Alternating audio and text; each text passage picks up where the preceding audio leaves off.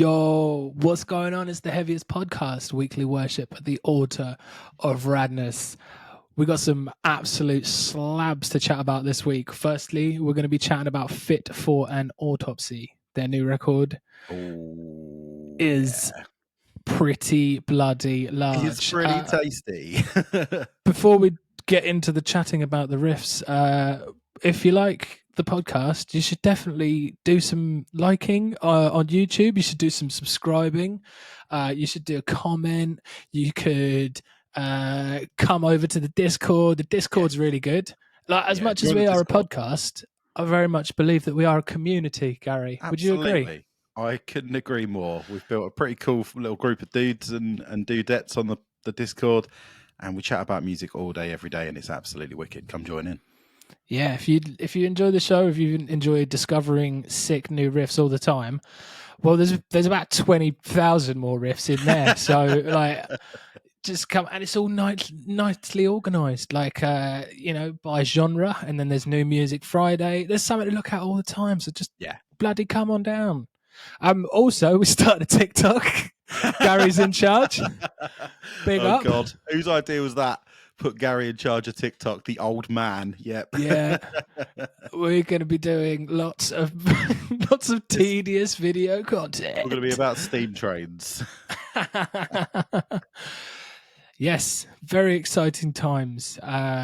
Gary, what's going on? We only just recorded one on Sunday, so I doubt you've been up to too much. Yeah, very little has happened since then, so nothing really to report, mate. Just been living my life. That episode that's just slightly different to what we're doing now. Like that was very much an October catch up of loads of cool bands. Like I think we covered about 9 different really sick releases. It was a lot. It was from a lot. October. I was tagging them all. I was like, blimey, we really did cram a bunch of stuff in it, didn't we? That was a lot of riffs. So yeah, if you're interested, go and have a look at that. And then, obviously, or watch this. That's quite nice. Or listen to this first, even. Then watch that. Then watch all the others, and then go around and start watching them all again from the start. It's worth all of your time, I promise. So we need to crack on, mate, because we have got one of the biggest albums in the Heaviest podcast calendar coming up this week that we need to talk about. Fit For An Autopsy, one of my favorite bands, one of your favorite bands. We love them. They are a 6-piece deathcore. We'll get into it. Band from New Jersey. Their new record is called The Nothing That Is, and it's released on Friday the 25th of October through Nuclear Blast. So this is Fit For An Autopsy's 7th studio album, and they've really just become one of the most consistent bands who you can kind of guarantee are going to put out an epic album every couple of years. Like, it's really got to that point there. You can just set your seasonal affective disorder against them, because you know that somewhere in the sort of the October to February region, you're probably going to get a new Fit For An Autopsy album, and it's going to cheer you right up. But realistically, at this point in their career, son, what do they really need? Like, all they really need to do, right, is put out an album that's got a couple of killer bangers to go into their live set.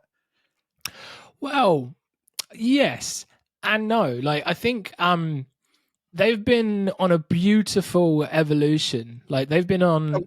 Sure. And we're seeing their wings unfurl even further on this record. And like, the thing is, I was thinking about this, and like, often we're always like, bands are writing the album for the venues that they want to be in. But I feel like Fit For An Autopsy have been writing the album for the venues they want to be in for 3 albums.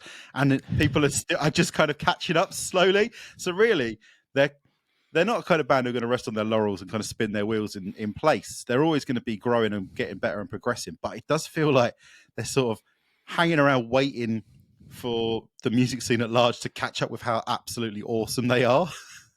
Yeah, absolutely agreed. Absolutely agreed, Gary. Like, we hired this. I think it was the Great Collapse that really cemented this band for me, right? Yeah, I think me too. Absolute Hope, Absolute Hell before it was fantastic and definitely made me take notice of the band massively. But I think it was the Great Collapse when they sort of just moved a little bit further into this phenomenal anthemic, Black Mammoth. Like, when they wrote that, that's literally when I was like, okay, Fit For An Autopsy are right at the top of my favorite bands that exist list. Absolutely. That tune is phenomenal. That's one of the biggest tunes that I think I've heard in my life. Maybe it's just incredible. It's incredible. Like you say, like The Great Collapse, it's a solid gold 11 out of 10 record, and no one will ever change my opinion on that. That album absolutely rules. And since then, obviously, we've had like Far From Heaven, and we've had See a Tragic Beast, and both of those albums were stepped. I mean, I've said them in the wrong order, but both those albums were steps up from the previous album. Like I was still, The Great Collapse is kind of in that situation where The Great Collapse is kind of my album, because that was the point when I was like, right, this is one of my favorite bands, and I'll kind of hang on to that forever. And then I'll always look back at that and be like, that's the one. That's, you know, like Wormwood is for me in the Acacia Strain. Like, you go, that's my album. That's my Fit For An Autopsy album. Yeah, but they are growing, and they're building this really epic. Like I said, even in the beginning, Deathcore. They've kind of transcended Deathcore. They've, you know, obviously they still respect the roots of where they came from, and they still. And actually, as we get into this record, maybe it's got one of the most Deathcore, old school Deathcore sounding songs they've written in a long time. But they're so much bigger than that now. Obviously, there's the really big Gojira kind of influence that keeps creeping in, that anthemic vocal, like melodic style that Joe keeps just getting better and better at. And then Melodeath, just tons and tons of Melodeath. And all of these kind of things that they're picking from heavy styles, but they're bringing them in to make their music more, I don't really want to say mainstream, because I can't think of anything better than mainstream, but palatable, palatable, instantaneous. Instantaneous is probably the best way to put it. Yeah, I would say, I think instantaneous is probably the way to go. Just less like niche, I guess. Yeah, Deathcore is quite niche.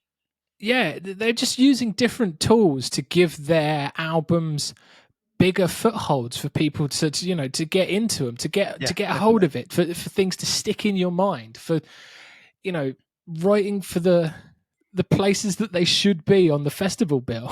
Like, just keep drilling that home. Like, we should be on the main stage. We should be playing main stage download. And if we aren't playing main stage download next year, then I'm gonna shove Andy Copping's cowboy hat up his bum. And let's be completely honest, like with what happened to Thy Art is like, Thy Art is the people that were probably consistently eating Fit For An Autopsy's lunch when it came to tour slots, right? And festival slots. And actually, I mean, they were incredibly good to them. They took them on tour all the time. But when you're talking about what Deathcore or Deathcore adjacent, what gigantic, you know, band should be playing this, you can see why festival sort of bookers and things would default to Thy Art. Like they're the big brother, right? They were like tried and tested. But with what happened with CJ and things like that, I feel like this is, you know, this album's coming at a great time to maybe, you know, for them to finally get what's coming to them. I didn't even think about it like that, son, but you've actually raised a really good point there. Like, maybe this is the time for them to kind of come out of Thy Art Is Murder's shadow and just be like, we're not just the band that supports Thy Art Is Murder every time they come to Europe. We are actually probably 7 to 9 times better than they are, and than they have ever been. And they were always just a tried and true deathcore band, and they didn't really have any ideas beyond that, and they didn't really have any goals or scope to supersede that sound, whereas Fit For An Autopsy have been for, when did Great Collapse come out? 2013, 2016? I can't even remember now, but it's been a bloody long time, and it's now their time to shine. And thank God this is the record that they've put out to potentially introduce themselves to a wider audience, because this record is incredible. Like, it's so perfectly balanced. Like, I'm going to do it. It's got some of the heaviest stuff they've ever written in their life, but it's also got some of the most stadium-sized epic sing-along moments that I don't think any of their contemporaries can pull off. Yes, I did just say it's heavier and more melodic, Sonny. I did it. I'm sorry. I tried really hard to make it sound like I was saying something else, but that is what I said. It is possible. It may not be as possible as every press release would have you believe it is, but it is possible for things to get heavier and more melodic and more, but doing it in a gracious way. Like, they're evolving. They're not leaps and bounds. Like, they're not like just chucking away fans. They're just like they've done it again. They've redefined what they are over a set of absolute bangers, which like arguably have some of the biggest, coolest hooks that we'll get into. Like we'll get into some favorite standout moments on the record. For sure, I've got loads. But they've delivered like anthemic slabs that should allow them to soar even higher up the festival bills. Like they've not blunted their blade or sort of lightened their anvil. They're evolving graciously and they're respecting their fans, and we're all just winning from it. Like we're all winners here. I don't think there's going to be a Fit For An Autopsy fan on the planet that's like, oh God, what these guys just got really massive. Like this song could fill up a cathedral or a canyon. Oh, I'm jilted. I'm back to the album. Back to the demo I go. This album sounds way too good. This album is far too gripping. It's absolutely massive. It's just busted my roof off. Like it's not going to happen, is it? Like no one's going to be wound up about this. No, not a single person is going to be disappointed. And if they are, then they should seek counselling. This is like, I just think this is one of the riffiest records that they've written in a long time as well. Like it's so much focused on writing really big, hard riffs. Like there was obviously, they've obviously done a lot of, but often quite a lot of the stuff that they do is just like a really, really like cool, sick chugging pattern. But this feels much more like involved. And Tim and Pat are two of the greatest guitarists that there are in the world. Like I'm sure Will Putney's played guitar on the record too, but I've got to the point where I just see the 5-piece of them now as like the band. And I know Will's part of the band and he probably helps write songs and everything, but the 5 of them are the band. And honestly, I think someone needs to ensure Pat Sheridan's right hand like Taylor Swift did her legs for like $10 million. Because if anything ever happens to that chugging hand, we're all knackered, because I need those chugs in my life. I just need that. So what's the song? What is one of the songs? I'm getting ahead of myself in my notes, which is why I'm a bit confused here. But Weaker Wolves, man. But it's just that riff is just so hard, and it's one note. And there's every other band in the world will give that a go and will go, yeah, all right, mate, nice one. But Pat Sheridan does it, and I'm like, dude, that is one of the sickest riffs I've ever heard. Like, he's just a machine. He's just an absolute machine when it comes to just writing these big, chuggy riffs. Honestly, I don't know where it comes from. It comes from here, man. It comes from the heart. Like it's just incredible. It's incredible. Yeah, mate. And I mean, Joe on this record is having fun, dude. It's so cool. He's literally. He's feeling himself on this record, man. Like he really is. There is some really cool moments. Like I got hundreds of track, things, man. I got hundreds. It's the one. Things. It's Red Horizon. It's Red Horizon. So I think that I could do an entire podcast episode on Red Horizon, dude. That is one of the best Fit For An Autopsy. That's going in the top 10 Fit For An Autopsy songs playlist, along with like Your Pain Is Mine. Like that song is absolutely phenomenal. Go on, sorry, mate. I cut you off there. No, it's him having fun with it. So he's always been an incredibly solid vocalist, but like he's like playing with little inflections on this one, because it's that and on this day, and it's like more sort of like there's like more sort of theatrics in the delivery on this record, and he's one of the best in the game. And him getting proper necro with it, I'm like just down with, dude. He's killing it, and that bit is one of the hardest bits. It's like, and on this day hell rained from the sky, the bodies burned so bright that God closed his eyes. And they double down on it being hard. It's already like a massive catchy standout moment, but then like the next vocal is like performed like almost as a guttural. It's like it's so sick. Cool. It's so bands cool. Making sick decisions. And I love the way that he takes the mosh call and then turns it into a massive emotional hook moment.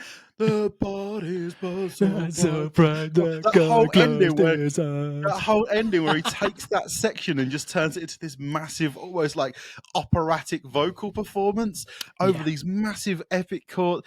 It's so cool. Like I can't imagine. I bet in the studio, I can just imagine the smugness on his face when he did that, and everyone was like, what have you just done there, mate? That is like, you can just sense how sure of himself he is in everything that he does. Like the levels of confidence, like obviously adding melody into what he does is something that he's sort of slowly been creeping in over the last couple of records.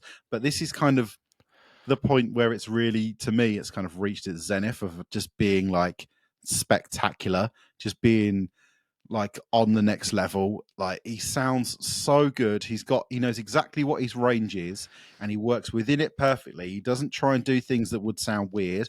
He knows what's powerful. He never skimps on the power, which I think is one of the most important things that makes him sound incredible. Like he doesn't go into a singing voice and suddenly become really like weak and kind of just losing all of the impact that his screaming has, which is often a problem when it comes to bands and vocalists who kind of do both.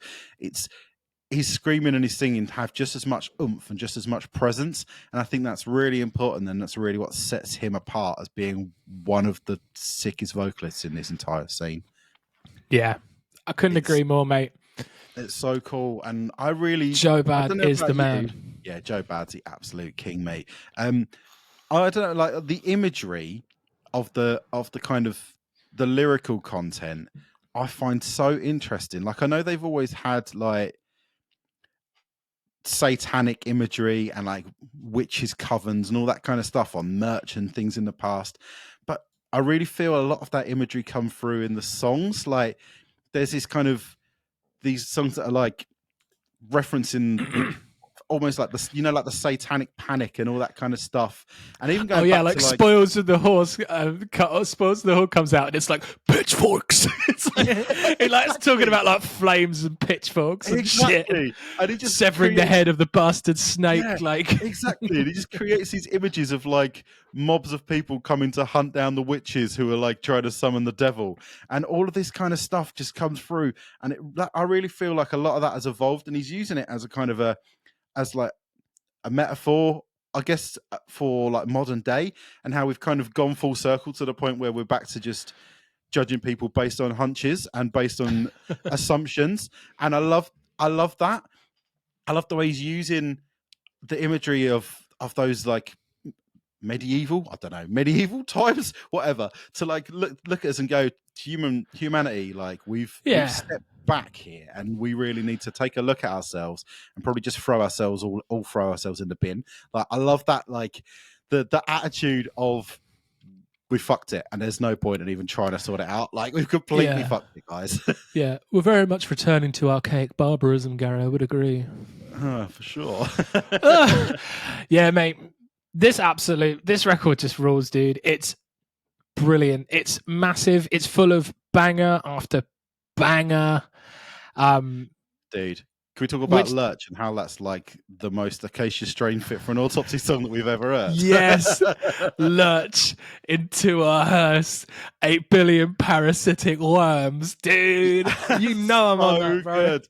I love it. So good. We're tourists watching the funeral of life. Like that's every like aspect is so, it just makes my heart sing, which probably means that I'm completely knackered as a person, but that's the point I've got to in my life where I just feel incredible. Or like Lower Purpose, like just literally that open boost. And then, mate, I tell you what, Lower Purpose, it kind of sounds like Fit for an Autopsy just completed new core. Like it's got a proper new core bounce to it. That. Like it's just Fit for an Autopsy up. It's absolutely sick. There's these proper little like scratchy bouncy riffs in there, and they're like they've just completed it, mate. What's that bit in? We didn't get the lyrics, and I couldn't quite catch it exactly. But I think the lyrics are something along the lines of, "I had a dream about revenge. I lay the bodies on the slab. They look so great against the moon. You know that dream is all we have." Like that section of that song is so good in Lower Purpose, and I really like that whole like, "I am a product of my fucking environment." Like all of that. Like I think that's just them going like, politicians are just kind of in for themselves. Like at this point in the world, politicians aren't trying to get elected because they want to make their country better. They're trying to get elected because they want to be the most powerful, and they want to have the biggest status. Like it's all just a big bloody popularity contest, and no one's actually trying to make the world better. And it's one of the angriest songs on the record, and you can understand why. Yeah, man. This record is fantastic. I think they've done it again. I think they've done it again. They're truly one of the coolest bands in the planet, like on the planet rather. I mean, maybe they're inside the planet every now and then. Outside it, above it, below it, whatever. When you go in the sea, you might be in the planet technically. I don't know. I mean, the front cover is like a black hole. Maybe you can get sucked into. I don't know. I don't know. I should have kept my mouth shut. Yeah. They're fantastic. They are. Yeah, we saw them at Bloodstock, and they fit that stage so much, didn't they? They filled that stage so brilliantly with their presence, and I'm stoked to see that they've delivered just a bunch more reasons to be higher up on festival bills. Couldn't agree more, dude. And I can't wait to see him headline next month in Bristol. That's going to be absolutely phenomenal. And I've got you a ticket, and you need to try and get it signed off with the manager, mate, because you need to come. We need to go and enjoy this band in their greatest form as headliners. Finally deserved. Like last time we saw them headline, they headlined a room that's probably about the size of my living room, and it really upset me. So it's time. This one's at SWX in Bristol, which is a big old room. So yeah, finally they're playing a venue worthy of their size in the UK at least. Yeah. Incredible band, incredible album. Make sure that you listen to it, and we'll catch you soon.